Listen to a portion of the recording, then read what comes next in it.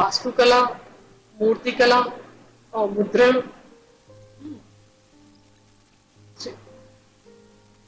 इनके बारे में थोड़ा प्रकाश डालेंगे। तो सबसे पहले हम वास्तुकला के बारे में आपको समझाएंगे कि 15वीं शताब्दी में रोम नगर भव्य रूप से पुनर्जीवित होता दोबारा से।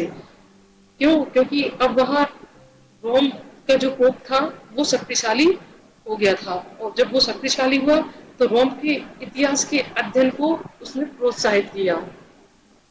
दोबारा से इतिहास का अध्ययन होना चाहिए। और वहाँ के पुरातत्वविद जो थे उन्होंने रोम के अवशेषों का सावधानी से उत्खनन किया।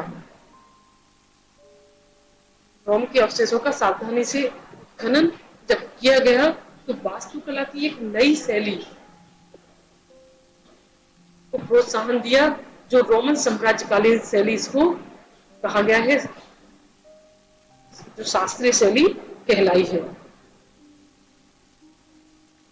अब ये जो शास्त्रीय शैली थी, रोम के उत्खनन से जो नई शैली प्रकाश में आई है, शास्त्रीय शैली, तो रोम के पोप, धनी व्यापारी और अभिजात वर्ग के लोगों ने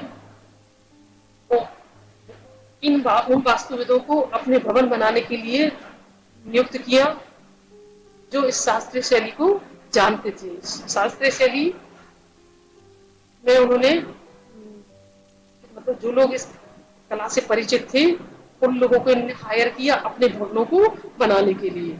और इस शैली के अंतर्गत चित्रकारों, शिल्पकारों ने भवनों को लेप चित्र, मूर्तियों और उभरे चित्रों से सुसज्जित किया। मतलब इस शैली की विशेषता थी कि लेप चित्र बनाए जाते थे, मूर्तियां बनाई जाती थी, उभरे चित्र बनाए जाते थे।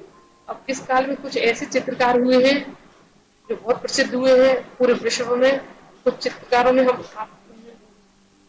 जो सबसे फेमस प्रसिद्ध चित्रकार है माइकल एंजेलो बुओनारोती। अगर आप माइकल एंजेलो भी याद रखेंगे तब भी चलेगा। उनका पूरा नाम है माइकल एंजेलो बुओनारोती।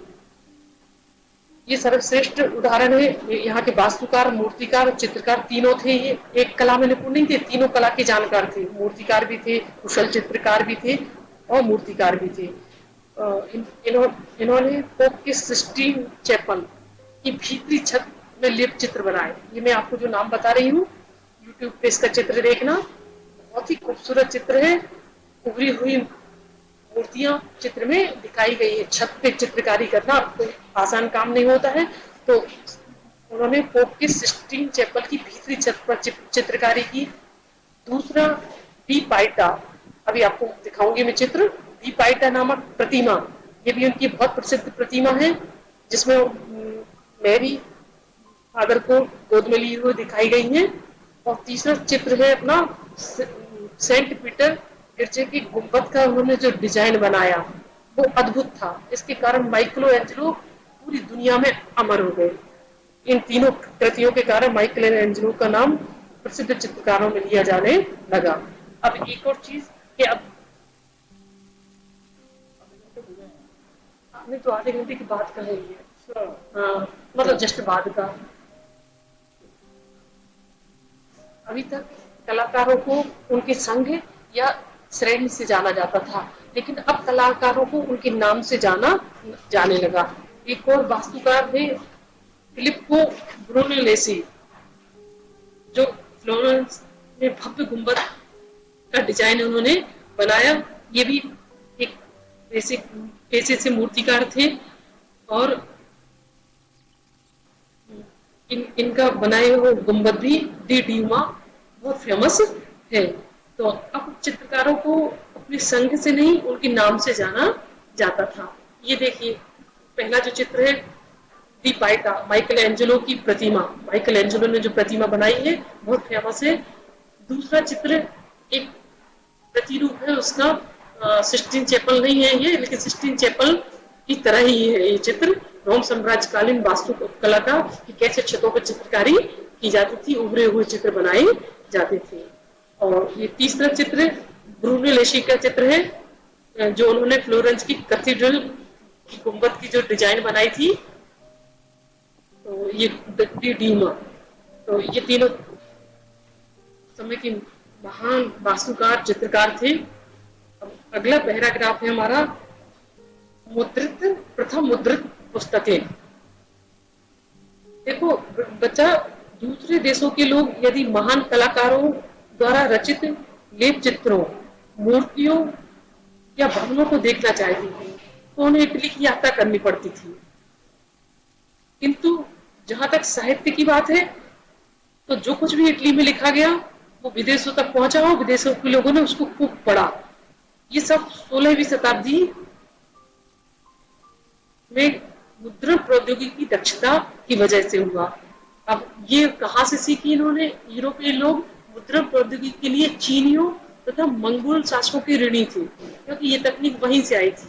यूरोपीय लोग जब मंगोलों से और चीन के लोगों से व्यापार संबंध स्थापित करते थे, वहां राजनयिक राजदूत बनकर जाते थे, तो उन्होंने वहां से तकनीक सीखी। कौन सी तकनीक? मुद्रण। मुद्रण मतलब होता है छपाई। तो ये चीनी और मंगोलों की ऋणी है इस मामले में ना। और एक और तकनीक है जो वहीं से आई है। इस तकनीक के अंतर्गत 3 प्रमुख चीजें, आग्नेयास्त्र, कंपास और फलक, जिसको हम एबेकस भी कहते हैं, ये भी यहीं से आए। अब देखो बेटा, जब तक मुद्रण तकनीक नहीं आई थी तब तक ग्रंथ हाथ से लिखे जाते थे, हस्तलिखित प्रतियां होती थी। पहली बार सन 1455 में जर्मन मूल के जोहानेस गुटेनबर्ग, ये इनको श्रेय जाता है जोहानेस गुटेनबर्ग को, इन्हें छापे खाने का निर्माण किया और इनकी कार्यशाला में बाइबल की 150 प्रतियां छपी। इससे पहले इतने समय में केवल एक धर्म भिक्षु बाइबल की केवल एक पुस्तक लिख पाता था। अब आप समझ सकते हैं कि कहाँ 150 प्रतियां छपने से कितने लोग पढ़ सकते हैं, वो एक प्रति लिखने में कितना समय लगता था, तो उसको ज्यादा लोग नहीं पढ़ पाते थे। तो छापे खाने के आविष्कार से बहुत ज्यादा परिवर्तन आया। 15वीं शताब्दी तक अनेक क्लासिकी ग्रंथों, जिनमें अधिकतर लातिनी ग्रंथ थे, उनका इटली में मुद्रण हुआ। अब मुद्रित पुस्तकें तेजी से सभी छात्रों तक उपलब्ध होने लगी, तो छात्र अब अपने अध्यापकों पर निर्भर नहीं थे कि अध्यापकों के नोट्स को पढ़े। मुद्रित पुस्तकों से विचार, मत और जानकारी पहले की अपेक्षा तेजी से प्रसारित हुई। अब कोई भी पाठक एकांत में बैठकर पुस्तकों को पढ़ सकता था, क्योंकि उन्हें वो बाजार से आसानी से खरीद सकता था। तो लोगों में पढ़ने की आदत का विकास हुआ। 15वीं शताब्दी के अंत में इटली की मानवतावादी संस्कृति जो आल्पस पर्वत की पार तेजी से फैली, इसका बहुत बड़ा कारण यही था कि छपी हुई पुस्तकों का वितरण तेजी से होने लगा था। अब अगला पैराग्राफ है अपना, मनुष्य की एक नई संकल्पना। तो मनुष्य ने एक नई संकल्पना क्या है? मानवतावादी संस्कृति की विशेषताओं में एक था मानव जीवन पर धर्म का नियंत्रण कमजोर होना। जब मानवतावादी संस्कृति बढ़ी तो धर्म पर नियंत्रण कमजोर हुआ। क्यों? क्योंकि जितने ज्यादा पढ़े लिखे लोग होंगे उतना ज्यादा वो तर्क वितर्क करेंगे, वो गलत चीजों को मानने से इनकार करेंगे। उन्हें अगर कुछ भी गलत लगता है तो वो कहेंगे नहीं ये सही नहीं है। तो धर्म में जो बुराइयां चल रही थी, जो प्रोपेगेंडा चल रहे थे, वो कमजोर होने लगे लोगों ने। अब इटली के निवासी धार्मिक संपत्ति, शक्ति और गौरव से बहुत ज्यादा आकृष्ट थे, लेकिन ये जरूरी नहीं था कि वो अधार्मिक थे। वेनिस के एक मानवतावादी है फ्रांचेस्को बार्बरो, इन्होंने संपत्ति अधिग्रहण को एक विशेष गुण कहकर उसकी तारीफ की। एक और मानवतावादी लॉरेंजो वल्ला, इन्होंने क्या कहा कि इतिहास का अध्ययन मनुष्य को पूर्णता की ओर ले जाता है, पूर्णता जीवन व्यतीत करने के लिए प्रेरित करता है। इनकी एक किताब थी ऑन प्लेजर। इसमें जो बुक ब्लास्ट पर लगाई गई ईसाई धर्म की निषेधाज्ञा की इन्होंने आलोचना की। और क्या उस समय के लोगों के लिए क्या कहा कि व्यक्ति को किस तरह विनम्रता से बोलना चाहिए, कैसे कपड़े पहनना चाहिए, एक सभ्य व्यक्ति को किस में दक्षता हासिल करनी चाहिए। मानवतावाद जो कल्पना थी वो क्या कहती थी कि व्यक्ति को विशेष सत्ता और दौलत की होड़ को छोड़कर विशेष सत्ता और दौलत की होड़ को छोड़कर कई माध्यमों से अपने जीवन को एक नया रूप देना चाहिए। क्यों? क्योंकि मनुष्य का स्वभाव बहुमुखी है। अब एक और मानवतावादी हुए हैं निकोली मैकियावेली। इनका ग्रंथ था द प्रिंस। द प्रिंस में इन्होंने मनुष्य के स्वभाव के बारे में बताया है। उन्होंने क्या कहा है कि काल्पनिक बातों को अगर अलग कर दे, केवल उन्हीं विषयों के बारे में सोचे जो वास्तव में है, तो मैं ये कहता हूं कि जब मनुष्य के बारे में चर्चा होती है, विशेषकर राजकुमारों के बारे में जो जनता की नजर में रहते हैं, तो अनेक गुण देखे जाते हैं। जैसे वे प्रशंसा या निंदा के योग्य बने। उदाहरण के लिए कुछ को दानी माना जाता है तो अन्य को कंजूस, कुछ लोगों को हितैषी माना जाता है तो कुछ को लोभी, कुछ निर्दयी और कुछ दयालु। एक व्यक्ति विश्वसनीय है तो दूसरा अविश्वसनीय। एक व्यक्ति पौरुषीन है तो दूसरा कायर है। एक व्यक्ति खूंखार है, दूसरा साहसी है। एक व्यक्ति शिष्ट है, दूसरा घमंडी है। एक व्यक्ति कामुक है, दूसरा पवित्र है। एक निष्कपट है और दूसरा चालाक है। एक अड़ियल और दूसरा लचीला। एक गंभीर, दूसरा छिछोरा। तो मैकियावेली ये मानते हैं कि सभी मनुष्य बुरे हैं और दुष्ट स्वभाव को प्रदर्शित करने के लिए सदैव तत्पर रहते हैं। क्यों? क्योंकि कुछ हद तक मनुष्य की इच्छाएं अपूर्ण रह जाती हैं। मैकियावेली ने इसके पीछे जो कारण दिया है कि मनुष्य अपने समस्त कार्यों में अपना स्वार्थ देखता है, इसलिए वो बुरे गुणों को प्रदर्शित करने के लिए सदैव तत्पर रहता है। अब अपना अगला पैराग्राफ है महिलाओं की आकांक्षाएं, बल्कि आकांक्षाओं की जगह यहाँ स्थिति कहा जाए तो ज्यादा बेहतर है कि उस समय इटली में महिलाओं की क्या स्थिति थी। महिला तो वैयक्तिकता और नागरिकता के नए विचारों से उन्हें दूर रखा गया था। मतलब किसी भी प्रकार की स्वतंत्रता महिलाओं को नहीं थी। सार्वजनिक जीवन में अभिजात संपन्न परिवार के पुरुषों का प्रभुत्व था। घर परिवार के मामलों में वे ही निर्णय लेते थे, पुरुष लोग ही निर्णय लेते थे। लड़कों को शिक्षा दी जाती थी जिससे कि वे आगे चलकर अपने खानदानी पैसे को और जिम्मेदारियों को उठा सके। कभी कभी तो छोटे लड़कों को चर्च को सौंप दिया जाता था धार्मिक कार्य के लिए। अब एक और चीज देखो महिलाओं के संबंध में कि विवाह में उन्हें जो दहेज मिलता था, पुरुष लोग उनको अपने पारिवारिक कारोबार में लगा देते थे। महिलाओं को यह अधिकार नहीं था कि वे अपने पति को कोई सलाह दे सके, कोई राय दे सके। और विवाह कैसे होते थे? कारोबारी होते थे। मतलब मैत्री को सुदृढ़ करने के लिए दो परिवारों में आपस में विवाह हो जाते थे। जैसे राजा लोग नहीं करते थे कि उस राजा से मित्रता करने से हमें ये फायदा होगा, ऐसे ही यहाँ भी कारोबार को मजबूत करने के लिए, मैत्री को मजबूत करने के लिए वैवाहिक संबंध होते थे। कभी कभी पर्याप्त दहेज के अभाव में महिलाओं को, वैवाहिक महिलाओं को भी भिक्षुणी जीवन बिताने के लिए भेज दिया जाता था। आमतौर पर सार्वजनिक जीवन में महिलाओं की भागीदारी बहुत ही सीमित थी। उन्हें घर परिवार को चलाने वाले के रूप में देखा जाता था। अब एक तरफ व्यापारी परिवारों में महिलाओं की स्थिति अलग थी, हम जैसी नहीं थी, क्योंकि दुकानदार परिवारों में स्त्रियां दुकानों पर बैठती थी, व्यापार में सहायता करती थी।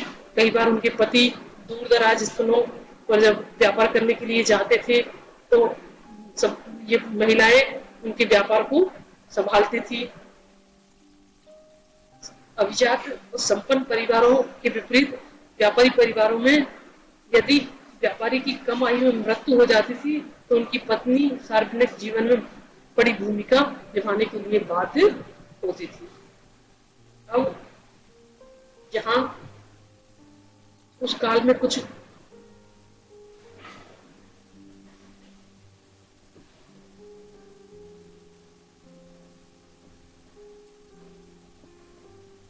बौद्धिक कुछ महिलाएं बहुत विदुषी भी हुई हैं, रचनात्मक भी हुई हैं, जिन्होंने मानवतावादी शिक्षा ग्रहण की है और मानवतावादी शिक्षा के प्रति वो संवेदनशील भी रही है। ऐसी ही एक महिला थी वेनिस की निवासी कसांद्रा फेदले। कसांद्रा फेदले ने देखो क्या लिखा है, यद्यपि महिलाओं को शिक्षा न पुरस्कार देती है और न किसी प्रकार का सम्मान का आश्वासन, तथापि प्रत्येक महिला को सभी प्रकार की शिक्षा को प्राप्त करने की इच्छा रखनी चाहिए और उसे ग्रहण करना चाहिए। कसांद्रा फेदले ऐसी महिलाओं में से थी जिन्होंने उस समय पुरुषों को चुनौती दी थी कि मानवतावादी विद्वान के गुण केवल पुरुष में नहीं हो सकते बल्कि महिला में भी हो सकते हैं। और बहुत अच्छी लेखिका थी फेदले। यूनानी और लातिनी भाषा के महान विद्वानों में उनकी गिनती होती थी। पादुआ विश्वविद्यालय में भाषण देने के लिए उन्हें आमंत्रित किया गया था फेदले को। फेदले की रचनाओं में ये भी सामने आया कि वे इस काल में सब लोग शिक्षा को बहुत महत्व देते थे। वेनिस की महान लेखिकाओं में उनकी गिनती होती थी, लेकिन गणतंत्र की आलोचना उन्होंने इस अर्थ में की कि स्वतंत्रता की एक सीमित परिभाषा निर्धारित करने के लिए कि जो महिलाओं की अपेक्षा पुरुषों की इच्छा को ज्यादा समर्थन करती थी। इस अर्थ में उन्होंने गणतंत्र की आलोचना की, जो पुरुषों की इच्छा को ज्यादा महत्व जहां दिया जाता है।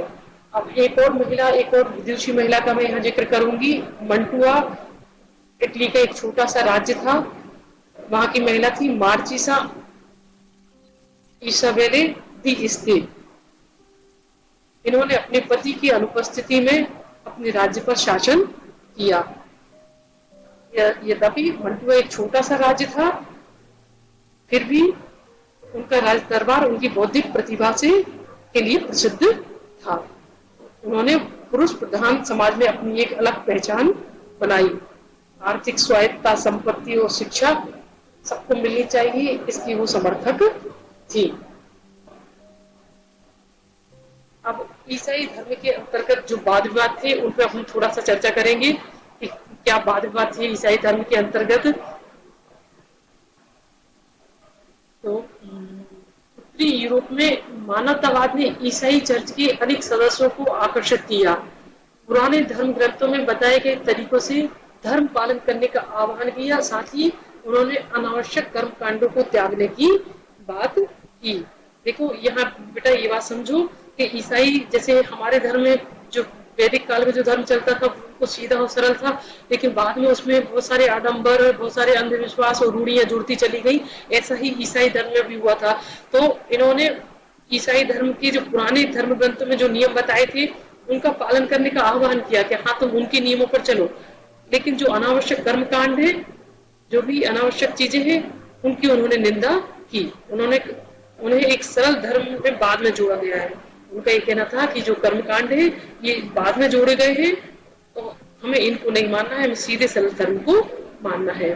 मानव के बारे में उनका दृष्टिकोण बिल्कुल नया था, क्योंकि वे उसे एक मुक्त और विवेकपूर्ण कर्ता मानते थे और मानते थे कि मनुष्य को अपनी खुशी इसी वर्तमान में ढूंढनी चाहिए।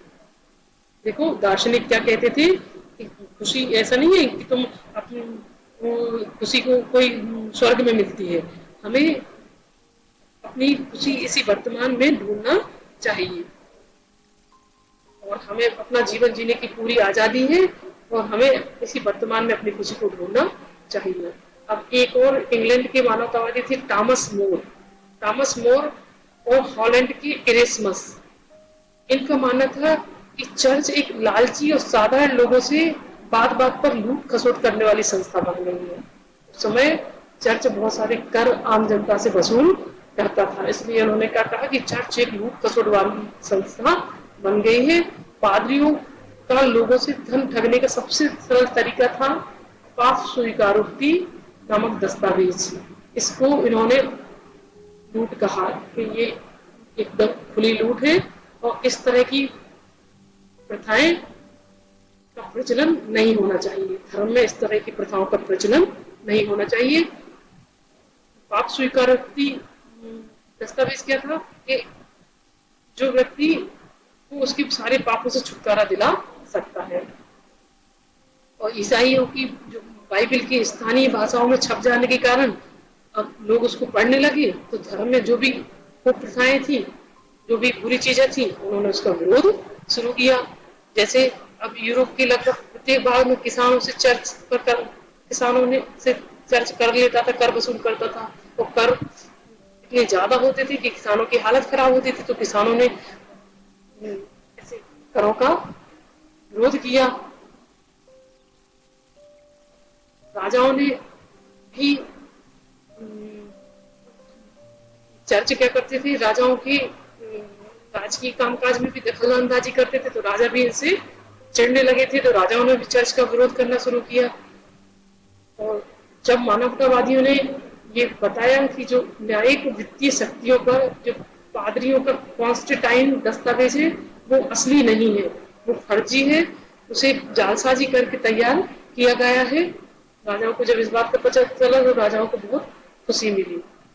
और एक और सुधारक हुए हैं 1517 में जर्मनी में। ये भिक्षु थे मार्टिन लूथर। मार्टिन लूथर ने चर्च के विरुद्ध अभियान छेड़ा और कहा कि मनुष्य को ईश्वर से संपर्क के लिए किसी पात्र की आवश्यकता नहीं है। वे ईश्वर में